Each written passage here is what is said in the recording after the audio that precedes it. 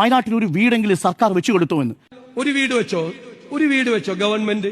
എന്നിട്ട് ഇവര് സ്ഥലം എടുക്കാൻ ഇവർ എത്ര മാസം എടുത്തു? 1 കൊല്ലം എടുത്തു.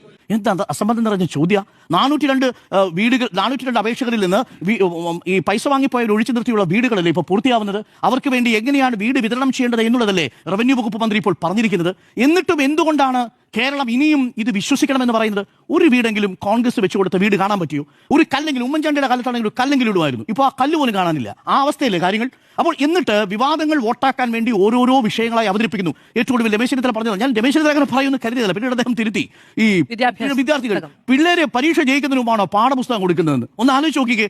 ഇത് കേരളം ഇന്ത്യക്ക് മാതൃകയല്ലേ? നിങ്ങൾ 9ാം ക്ലാസ്സിൽ നിന്ന് 10ാം ക്ലാസ്സിലേക്ക് പരീക്ഷ എഴുതാൻ പോകുന്നതിന് മുമ്പ് തന്നെ 10ാം ക്ലാസ്സിലെ പുസ്തകം തയ്യാറാണെന്ന് പറയുമ്പോൾ സിസ്റ്റം അവിടെ നിൽക്കുകയല്ലേ? സിസ്റ്റം ഫെയിലിയറിനെ കുറിച്ചാണല്ലോ നമ്മൾ ഈ പറയുന്നത്. അപ്പോൾ സിസ്റ്റം നന്നാവുന്ന സമയത്ത് നമ്മളത് പറയണ്ടേ?